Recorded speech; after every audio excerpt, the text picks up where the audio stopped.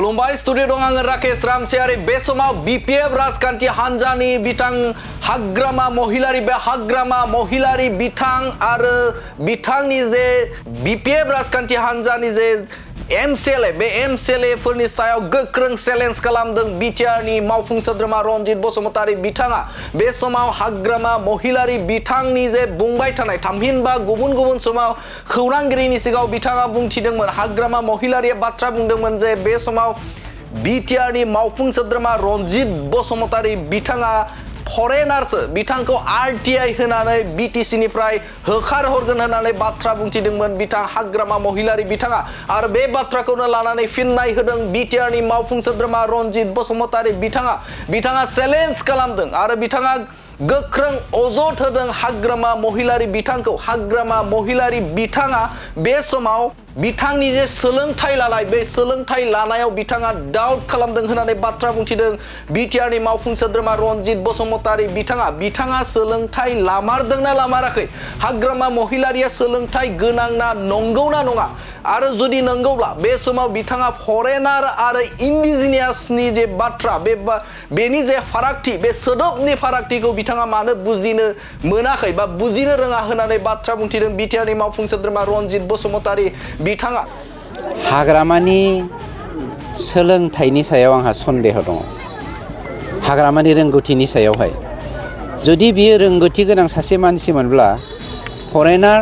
आरो इन्डिजिनियास बे सोदोबखौ बाहायनो रोंगौमोन जुदि बिथाङा बे समाव इन्डिजिनियास सुबुंखौ सासे भारत हादरनि थागिबि सुबुंखौ जुदि बेफोरबायदि बाथ्रा बुंदोंबा फरेनारजों जुदि बिथाङा रुजुदोंबा बिथांनि एगेन्स्टआवसो आं आरटिआई होनो हायो मानोना बे समाव सासे भारत हादरनि नोगोरारिखौ बेफोरबायदि बुंनाया ओंथि गैया होननानै बाथ्रा बुंथिदों बिटिआरनि मावफुं सोद्रोमा रनजित बसुमतारी बिथाङा आं जुदि बिथांखौ आरटिआई होयोब्ला जे बिथाङा सासे इन्डिजिनियास इन्डियान मानसिखौ थागिबि सासे जाथिखौ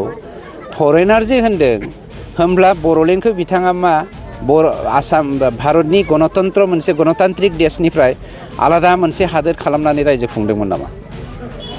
आं बिथांनि सायाव दा आरटिआई होनो हायो बे समाव हाग्रामा महिलारि बे हाग्रामा महिलारिनि जे बाथ्रा बुंनाय बे हाग्रामा महिलारिया सिगांनि सानाव बाथ्रा बुंथिदोंमोन जे बे समाव रनजित बसुमतारीया बिटिसिनि नङा बिथाङा बिटिसिनि बायजोनिसो थामहिनबा फरेनारसो होननानै बाथ्रा बुंदोंमोन आरो बे फरेनार बाथ्रा बुंनायखौ लानानैनो रनजित बसुमतारीया गोख्रों फिनजाथाय होदों फिनजाथाय बेखौनो होदों जे बे समाव हाग्रामा महिलारिया सोलोंथाइ लानाय नंगौना नङा बिथांनि सोलोंथाइ लानायाव आंहा डाउट दं होननानै बाथ्रा बुंथिदों बिथां रनजित बसुमतारी बिथाङा रोखा बाथ्रा बुंथिदों जे हाग्रामा महिलारि बे हाग्रामा महिलारिया जुदि सोलोंथाइ लानायब्ला बिथाङा इन्डिजिनियास सोरखौ बुङो आरो फरेनार सोरखौ बुङो बेनि सायाव फारागथिखौ बिथाङा मिन्थिगौमोन होननानै बाथ्रा बुंथिदों बिथां बिटिआरनि मावफुं सोद्रोमा रनजित बसुमतारी आरो बिथाङा चेलेन्ज खालामदों हाग्रामा महिलारि बिथाङा सुबुंखान्थि हादरखौ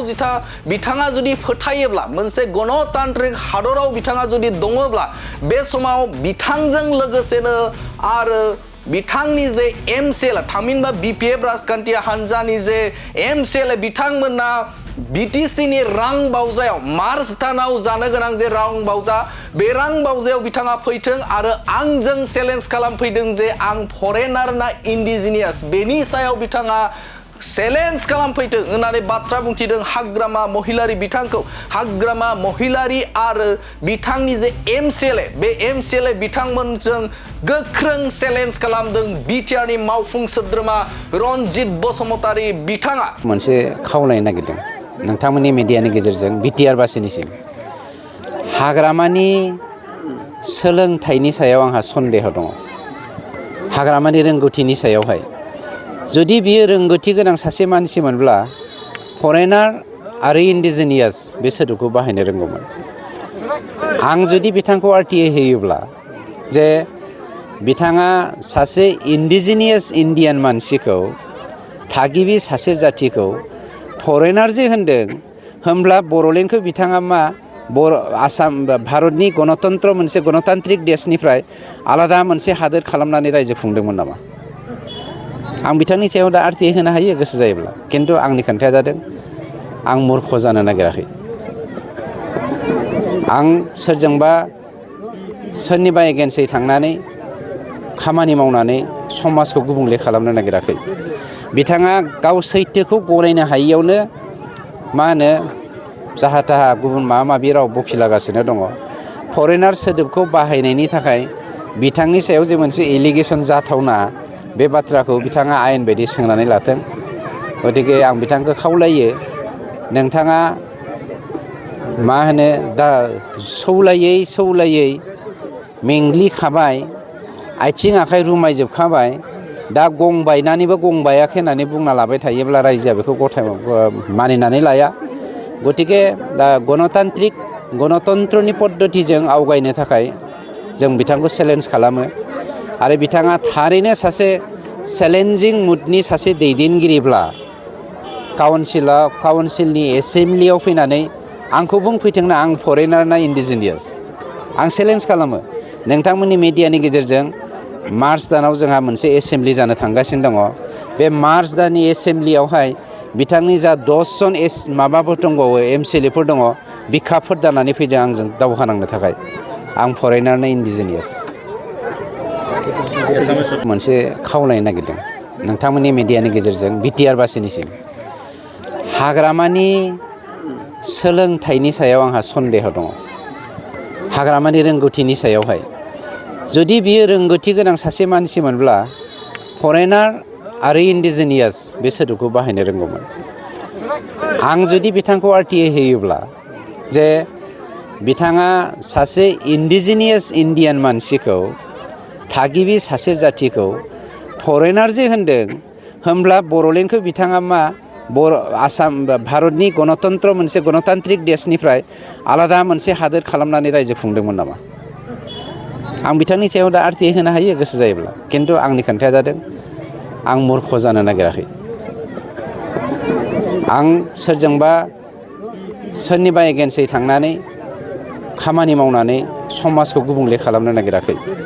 बिथाङा गाव सैथोखौ गनायनो हायियावनो मा होनो जाहा थाहा गुबुन माबा माबि राव बखिलागासिनो दङ। फरेनार सोदोबखौ बाहायनायनि थाखाय बिथांनि सायाव जे मोनसे एलिगेसन जाथावना, बे बाथ्राखौ बिथाङा आयेन बायदि सोंनानै लाथों। गतिके आं बिथांखौ खावलायो, नोंथाङा मा होनो दा सौलायै मेंग्लिखाबाय, आथिं आखाइ रुमायजोबखाबाय, दा गं बायनानैबो गं बायाखै होननानै बुंना लाबाय थायोब्ला रायजोआ बेखौ मानिनानै लाया। गतिके दा गणतन्त्रनि पद्धतिजों आवगायनो थाखाय जों बिथांखौ चेलेन्ज खालामो। आरो बिथाङा थारैनो सासे चेलेन्जिं मुडनि सासे दैदेनगिरिब्ला काउन्सिलनि एसेम्ब्लियाव फैनानै आंखौ बुंफैथोंना आं फरेनार ना इन्डिजिनियास। आं चेलेन्ज खालामो। नोंथांमोननि मिडियानि गेजेरजों मार्च दानाव जोंहा मोनसे एसेम्ब्लि जानो थांगासिनो दङ। बे मार्च दाननि एसेम्ब्लियावहाय बिथांनि जा 10 जन माबाफोर दंबावो एमसिएलएफोर दङ, बिखाफोर दानानै फैदों आंजों दावहा नांनो थाखाय। आं फरेनार ना इन्डिजिनियास।